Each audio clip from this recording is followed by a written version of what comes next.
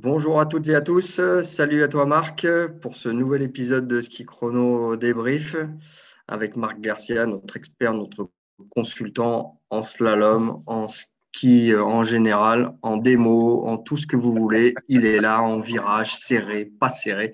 Il est là et on a de quoi débriefer une nouvelle fois avec un gros week-end alpin parce que bon, évidemment, il y a eu beaucoup d'actualités autour, du biathlon, des skis de boss, une histoire de finale de Coupe du Monde de foot, mais un gros week-end d'alpin, Marc. Ouais, gros week-end d'alpin, bien chargé entre la vitesse chez les hommes, chez les femmes, le géant aujourd'hui, les Coupes d'Europe aussi de l'autre côté, avec les garçons et les filles. Ouais, un week-end bien chargé, Emmanuel. Ouais.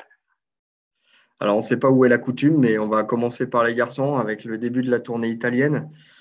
Cette fameuse tournée italienne est sur la Sas Longue à Val Gardena avec la descente, la première grosse descente européenne, toujours si particulière avec ses sauts. Il y avait une première version jeudi avec la reprise de Beaver raccourcie.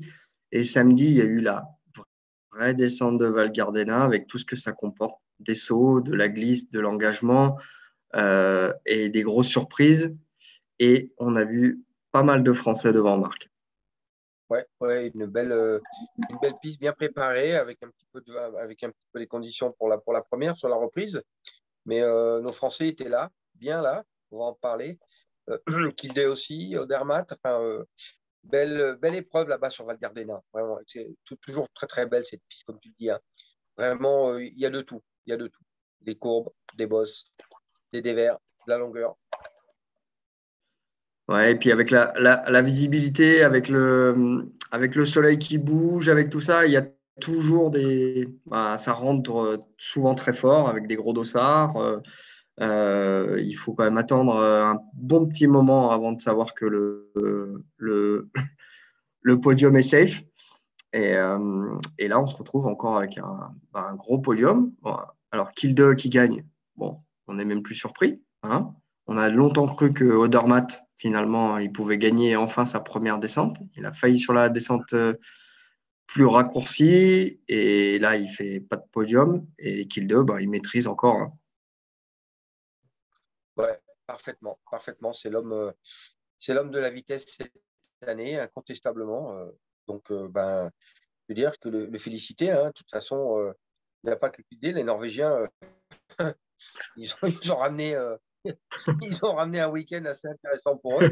Mais Kildé, bravo, il est là, il est présent. Il engage beaucoup. Il est capable de dompter ces formats de piste aussi. Donc, c'est tout à son honneur.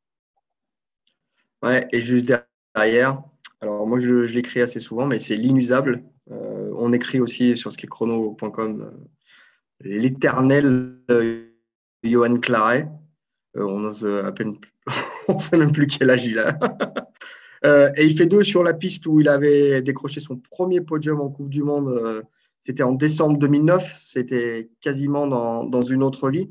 Et il est encore là sur une piste vraiment qu'il apprécie, où il se sent à l'aise, où il a toujours eu euh, des belles sensations. Ouais, bravo à Yo, bravo à toute les équipes françaises, mais bravo à Yo. Il est là, je te disais, il a l'expérience, il a l'envie, il a la passion, il a la joie, qui transmet d'ailleurs aux autres, hein. Et donc, que dire? Les qualificatifs, comme tu l'as dit, hein, sur ce chrono, vous les avez déjà tous utilisés. Donc, Yo, continue, tu nous fais plaisir. Surtout toi, tu te fais plaisir, c'est le plus important. Et c'est ça qui fait que qu'aujourd'hui, encore à plus de, tu peux facilement le dire, hein, plus de 40 ans, et ben, tu es encore là et toujours là. Donc, c'est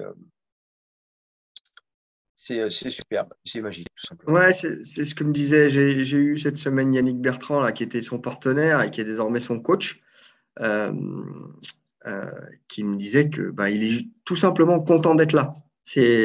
Voilà, il sait pourquoi il est là. Il adore encore s'entraîner, il adore encore skier.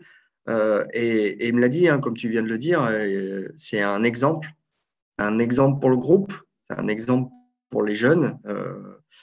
Et il fait des choses simples et il les fait encore très bien. Ouais, il a cet art incontestable que demande le descendeur de pouvoir avoir ses phases de relâchement, de glissement, la technique qu'il a nettement améliorée. Et là, sur cette piste qui est vraiment un compromis de tout, mais peut-être pour moi, à mon avis, un petit peu aussi glisse, et Oui. ben, Yo, il est encore là. En tout cas, mon Yo, chapeau bas. Et juste derrière, un autre ancien, un fameux de la génération 84, Adrien Théo. Adri, on va dire, il l'a dit lui-même, hein, il revient de nulle part, il était au fond du gouffre. Il y a un an, il était cassé de partout, il voulait pas s'arrêter là-dessus. Il est revenu presque sur la pointe des pieds, mais dès la première descente à l'Écluse où il marque des points. Et là, à Val Gardena, sur une piste qu'il a toujours appréciée, il a déjà fait un podium en Super G là-bas. Il adore cette piste et il adore notamment le passage du Chasselat où il est maître dans ce secteur-là. Et il fait 4, honnêtement, avec encore le Dossard 32. Euh, voilà, ça vaut presque plus qu'un podium. Oui, moi, je pense que c'est l'exploit de la journée, hein. C'est l'exploit pour Ouais. Adrien, parce que comme tu l'as bien précisé, il revient d'un grave accident, il revient des blessures et c'est jamais facile de rattaquer, de se remettre sur position 4 sous les bras. Mais je pense qu'encore une fois, hein, le fait qu'il y ait son pote, Johan Claret, fait que c'est ce qui l'a certainement motivé. Et puis cette ambiance, hein, avec Yannick, avec Sayo, avec Fournier, avec tous les coachs, il y a une belle ambiance dans cette équipe de descente. Il y a une belle osmose entre les anciens et les jeunes qui fait qu'aujourd'hui, ben, je crois, 4, 5 sont là au top. C'est absolument. Je pense que c'est l'une des plus belles, l'un des plus beaux résultats que j'ai pu voir, je crois, en descente comme ça, hein, depuis très, très, très longtemps chez les Français. Ouais, ouais. Pour revenir un peu sur cette ambiance, le groupe Vitesse, le fameux le groupe vit bien, effectivement, c'est un groupe qui vit très bien depuis très, très longtemps. Et même David Chastan, parfois, le patron des équipes de France, s'agace presque un peu de ça, est obligé quand même de leur rentrer dedans parce qu'effectivement, ils vivent bien, tout se passe bien.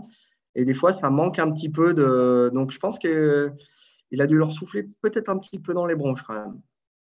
Et Ouais, il en est j'ai capable. pas, je sais pas où il en est capable, j'ai pas appelé David là-dessus. Euh, mais ouais, il y a une belle, il y a surtout la joie de vivre, la joie de vivre. Ils n'oublient pas tous leur ami David Poisson, ils n'oublient jamais ce mec-là. Mm. Et c'est ce Mm. qui leur permet certainement de se transcender et d'avoir tout simplement la joie et le plaisir de pratiquer leur passion, leur sport, et qui fait qu'aujourd'hui, enfin, on a un tir groupé, enfin, on a une belle équipe de descente, et ça faisait longtemps qu'on les attendait. Donc bravo Mm. à bravo à cette équipe complète. Et maintenant, il y a un nouveau venu, il faut vraiment qu'on s'y fasse, hein, Cyprien Sarrazin. Alors là, il a encore des gros dossards, mais il a des gros dossards, mais il skie très très fort. Avec le 61, il vient faire 6. Ça aussi, c'est un gros exploit. Alors, on le dit toujours, à Val Gardena, il faut attendre, il faut attendre. Il y a toujours, ça rentre, mais ce n'est pas toujours les Français. Et là, il a vraiment pris sa chance et il skie vraiment fort en vitesse désormais, hein. Ouais, c'est vrai. C'est vrai, c'est pas simple. C'est pas simple, mais Val Gardena, c'est encore une piste qui permet, encore une fois, tu l'as dit tout à l'heure, au gros dossard de rentrer. Dossard assez éloigné de rentrer. Et c'est la particularité. Donc, il a su saisir sa chance. La piste était tellement bien préparée que, bon, ouais, rien à dire, effectivement, hein. Partir aussi loin et rentrer, claquer comme ça à 6, sacré perf, notre Cyprien. Et après, juste derrière, encore un gros dossard avec Nils Allègre, qui fait 8 de la descente, la première descente de jeudi, là, et 11, et 11 samedi. Ça y est, hein, là, pour le coup, on a retrouvé Nils, hein. Ouais, on l'a retrouvé, toujours le mec qui s'engage énormément à 200%. Et là, il est présent. Alors, il a certainement des petits regrets sur certaines trajectoires. On a vu d'ailleurs que la particularité, c'est qu'ils ont tous le même staff, mais qu'ils n'avaient pas tous les mêmes lignes non plus. Et que Mm. paradoxalement, ils allaient vite. Donc, c'est le schéma classique des descendeurs. On n'est pas nécessairement sur les mêmes lignes, mais là, en tout cas, Nils, qui est un mec qui s'engage à 200%, là, il a pu maîtriser. Et à mon avis, on attend qu'une chose pour lui, c'est qu'il confirme régulièrement dans les 10. Mm. Donc, on passe le Passo Gardena et on descend vers la Villa et on se retrouve vers Alta Badia.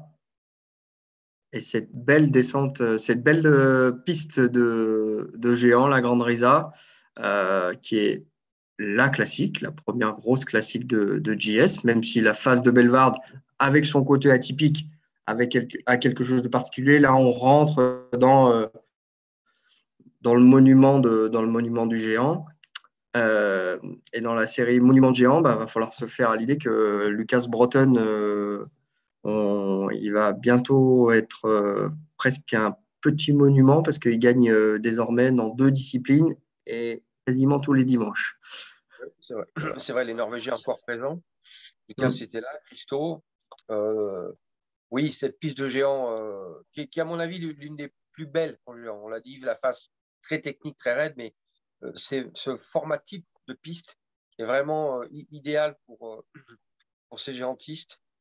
Et là, on a vu aujourd'hui du très, très haut niveau, conditions de neige, du carrelage absolu avec des vaguelettes.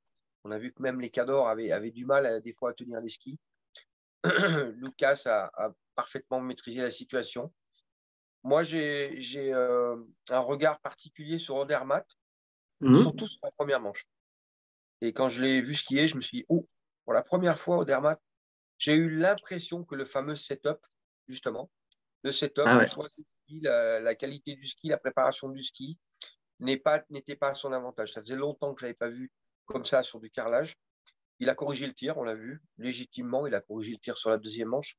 Je n'ai pas toutes les infos, mais en tout cas, en regardant, c'est la première chose qui m'est vraiment sauté à la figure, en me disant, oula, problème de choix de matos ce matin. Et on a vu que malgré Odermatt, qui a dominé les géants depuis l'année dernière, est quand même passé un peu au travers de cette première manche et qu'il a Mm. su, malgré tout, corriger la deuxième. Mais ça, bon, il y avait trop d'écart, je pense, pour lui permettre de gagner le total. Mais Lucas était là, Christo, je l'ai trouvé percutant. C'est vraiment un géant très, très compliqué aujourd'hui. Les mecs se sont battus avec les conditions de neige, de tracé, de visibilité. Et moi, j'ai vu du très, très haut niveau. Et Mm. pour le coup, tu vas m'en parler, mais Peintu nous fait une magnifique quatrième place. Il se rassure. Alors, ça lui correspond mieux. Hein. Il a trouvé, à mon avis, il commence à trouver son équilibre avec son setup, avec ses skis, ses chaussures, ses plaques. Mais là, sur ce type de course relativement tournant, ça lui correspond mieux. Et là, comme on l'a dit, la vitesse, tout ça, il a retrouvé la joie aussi de skier. Il est mieux dans sa tête, il est Mm. mieux dans ses pompes. Il a claqué un résultat en slalom. Il commence à être bien. Donc, ça faisait longtemps. Ça faisait longtemps que, en tout cas, je n'avais pas vu Peintu skier comme ça. Ah bah clairement, prétendant au podium, ça date, son dernier podium remonte au final de Lanzerheide quand il gagne le Gros Globe. Donc oui, ça date un peu. Hein. Et oui, oui, on l'a retrouvé. Est-ce que tu faisais déjà ce constat la semaine dernière sur sa joie de vivre et sa joie de skier en slalom? Là, il a retrouvé en plus, on avait dit, il a fait une semaine où il a pu à nouveau s'entraîner, ce qui n'est pas négligeable à son échelle. Il avait beaucoup enchaîné les courses et là, il a pu reprendre l'entraînement cette semaine avec un programme, on va dire, de pur géantiste ou de pur technicien comme il avait avant, en faisant l'impasse sur Val Gardena, un super G qui lui réussit jamais, donc il ne voulait pas perdre d'énergie. Il a pu s'entraîner et on sait lui et son staff sont demandeurs de pas énormément de séances, mais ne serait-ce qu'une ou deux séances, ils peuvent vraiment trouver des belles choses. Oui, oui, il a son staff, Nicolas Toul, qui est resté. Il a un nouveau staff, notamment Titou Quitté, qui vient, c'est l'ancien coach des slalomeurs et des géantistes, mais et qui vient amener ce côté plus mental. Et je crois que ça l'aide énormément. Et on voit qu'aujourd'hui, ces résultats sont là. Donc, moi, j'ai trouvé un Peintu beaucoup mieux posé, hein, avec moins d'écrasement, avec un bassin plus haut. Et des fois, il avait tendance à baisser ce bassin sur des conditions aussi difficiles qu'on a vues aujourd'hui. Donc, la totalité fait que Peintu, il se rapproche et il devient un potentiel vainqueur du monde de géant de slalom et de super G. Et donc, on va pouvoir voir ça dès demain ou dès Ouais. aujourd'hui, lundi, avec ce deuxième géant sur la Grande Risa, qui est toujours une forme de revanche. Ceux qui n'étaient pas là, ils vont pouvoir revenir. Ceux qui étaient devant, ils vont devoir confirmer. Enfin, voilà, c'est c'est idéal pour commencer la semaine de vacances. Ouais, mais en fait, quand tu fais doubler sur la Grande Risa, là ce soir, cet après-midi, c'était phase de récup, je pense, hein, pour l'ensemble Ouais, ouais. des géantistes. Totor, Ouais, et puis Totor, après, Totor a bien skié, hein. Totor aussi, hein, en géant, là. Du coup, notre Totor s'est Totor, ça trouvé devient pas mal. solide, hein? Ouais. Ouais. Oui, ça devient solide, hein. Top 15, vu d'où il vient, c'est du costaud, hein. Ouais, il est bien. Moi, je l'ai trouvé beaucoup mieux posé, dans des conditions où je ne l'attendais pas. Pour être clair, je ne l'attendais pas, tant mieux. C'est bien, Totor, Ouais, continue. Stakanovic, grand travailleur, notre Totor. ouais. Oui, il a fait une bonne récup cet après-midi aussi. Euh, les filles, à Ah, ouais. Saint-Moritz, une belle piste. Enfin, une belle météo à Saint-Moritz, qui n'est pas toujours gagnée à cette époque. Euh, une belle piste. Et une dénommée Sofia Goggia, qui a encore fait parler d'elle. Alors, sur la piste, on a un peu l'habitude. Elle a, bon, bah, comme c'est pas une skieuse comme les autres, elle s'est fracturé la main. Elle est allée se faire opérer à Milan. Elle est revenue. Elle a gagné. Apparemment, ça devient une énigme alors. Goggia égale énigme. Énigme sur la vitesse, énigme sur les blessures. Bon, après, c'est Goggia. En tout Ouais, cas, voilà. je me souviens à l'époque, il me semble que Lindsey Vonn avait eu un souci sur une main et qu'elle s'était fait opérer aussi. Elle était revenue, elle avait claqué des résultats. Alors, des fois, ça a dû moins bon. Mais là, du coup, on oublie un peu la pression. On part là-bas, on se fait opérer, on revient. Finalement, je prends le départ. Je vais bien voir ce que ça donne. Et du coup, à défaut de voir ce que ça donne, ben, je claque quand même. Et je claque. Et j'enfile les perles aux autres.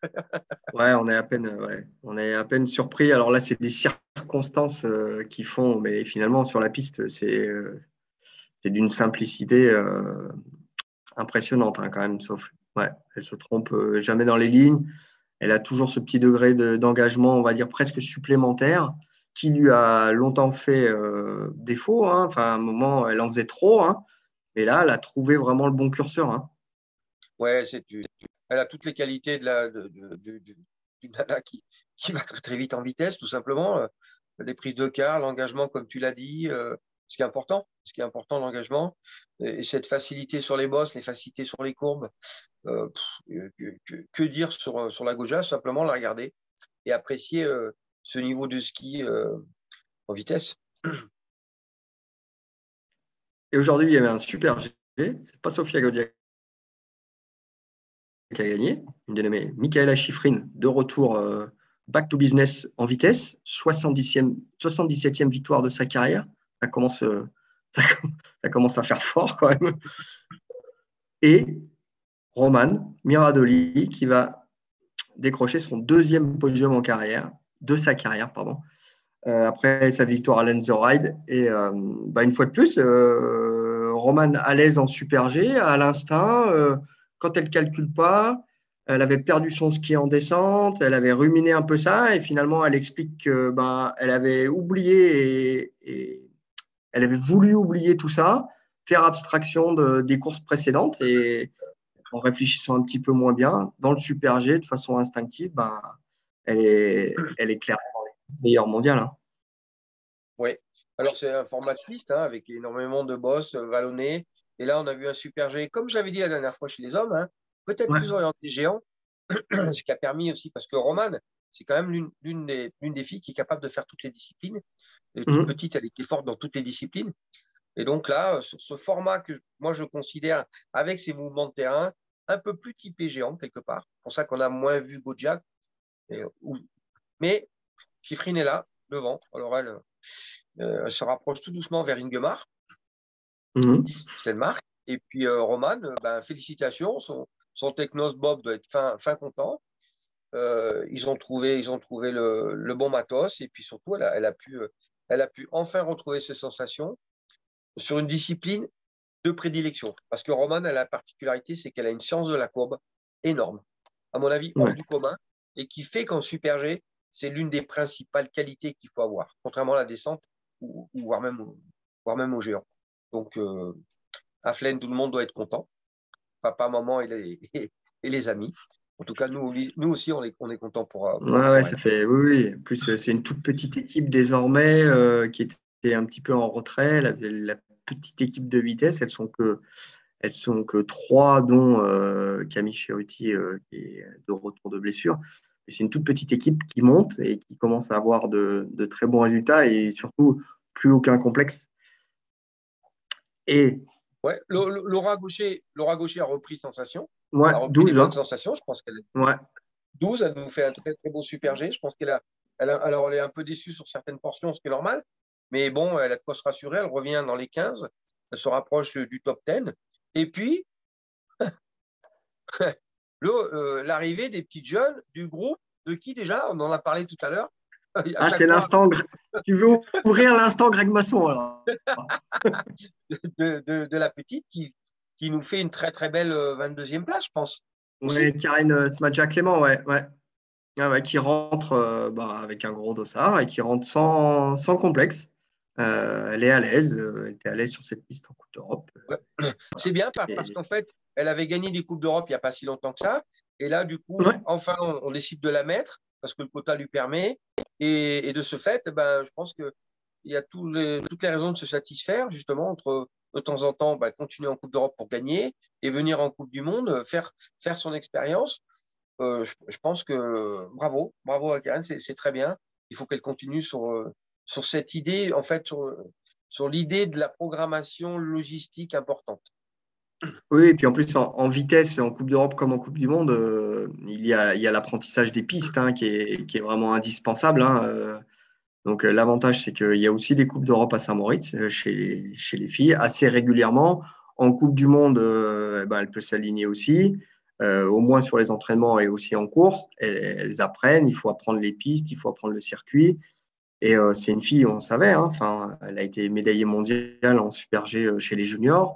Après, il faut passer le cap, mais elle apprend et cette stratégie avec les jeunes qui montent, qui descendent, bah, est aussi payante en vitesse. Oui, elle est aussi payante, tu as raison. Surtout, elle est payante en vitesse et Et, c'est ça qui est important parce que jusqu'à maintenant, on a parlé des gentilles slalomeuses, mais là, ça devient payant en vitesse chez les jeunes en Coupe d'Europe, donc c'est bien.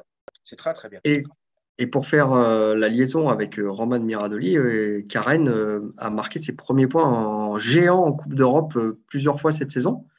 Elle est rentrée régulièrement dans les 30 en Coupe d'Europe. Elle a justement voulu faire un peu plus de géant pour asseoir un peu plus sa base technique et ça semble être un choix payant.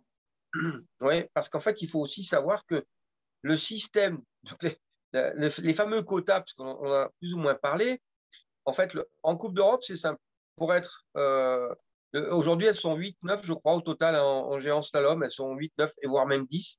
Il faut tout simplement être dans les 100 meilleures mondiales.